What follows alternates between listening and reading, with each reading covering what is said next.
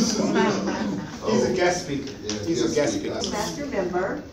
He is a 12-year veteran of the United States Army, taught first grade for 2 years, and now he works for the Railroad Commuter Service, which is Metro. He has recently published a book entitled Mastering the Art of Interviewing, A Guide to Successful Interviewing. And so as our guest speaker, Mr. Burns will come up and speak for what? 2 minutes, 5 minutes, 7 minutes? He's a guest speaker. As our guest speaker, I'd like to present to you Brian Burns. And your topic? Mastering the Art of Interviewing. Mastering the Art of Interviewing, Mr. Brian Burns.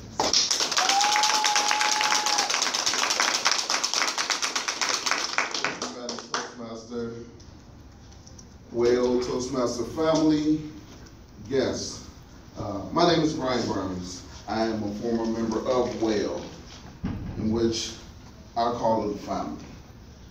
One thing people don't understand is how to interview for a job. A lot of people go in with jeans, gym shoes, and wonder why they don't get a call back. So I'm here to explain a few points on how to be successful in interviewing. First of all, when you look for a job that you want. Because if you apply for a job that you don't want, then everything would be of naught, because you wouldn't be interested in the job. When they come and interview you, you would just go through the motions. That being said, when you apply for a job, they give you a call. It goes with a screening process. The first part is the screening process. When they give you a call, they want to know if they want you to come in for a face-to-face. So when they call you, if you are at a baseball game or on the bus or something like that, let them go to voicemail, because they understand that you have a life.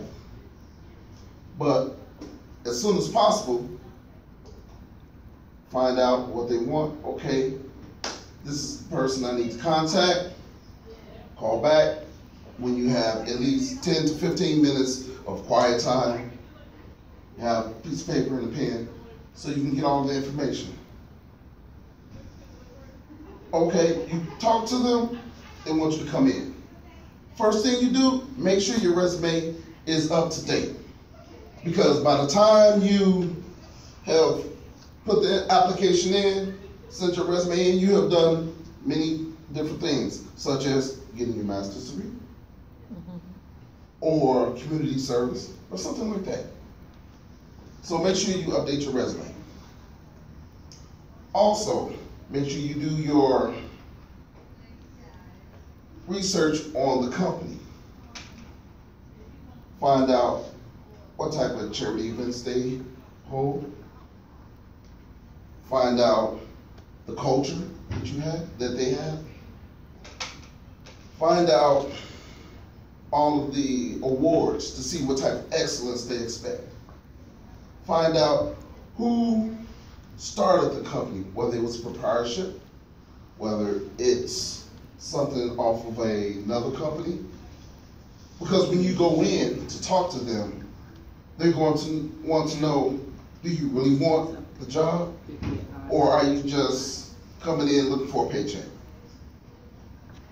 So if you know the background of the company, then you're more likely to get further in the process, because they know, okay, this person did their homework.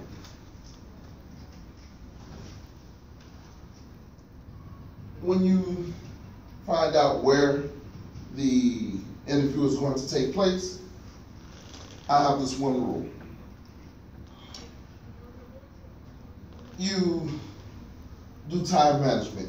It's however long it takes to get to that place, plus 30 minutes. Meaning, let's say to get to the interview, it takes you an hour. leave an hour and a half. Why? Because anything can happen. You can run into a train. You can run into traffic. You may have to get an alternate route. Once you get there, don't bad mouth your former employer, because you may be in an elevator and you're talking to this guy right here. Oh man, you know, my former employer, he was this, that, and the other. Oh, okay, really? No problem. Then you walk in, the guy that you were talking to is the guy that's interviewing you. So the first thing he thinks, wow, if he's bad mouthing his former employer and we hired him and for some reason we let him go, he's gonna bad mouth us. So therefore, that wouldn't make a good impression. There's a statement that says, you never have a second chance to make a first impression. And that's very true. You get there, you're sitting in the area. You have other candidates for the same job. Don't get mixed up in their negativity, because you have a person that's called the gatekeeper. We all know who the gatekeeper is. That receptionist right there. You think she's doing work, but she's listening to everything that's going on. These guys saying, oh yeah, you know, I heard this guy, he mess around with his wife and this and the other. And if you notice, when she gets up and go on the back, she's there for about 2 or 3 minutes. What she's doing, she's informing that person that's interviewing you, your actions, your reactions, what you're saying. So he or she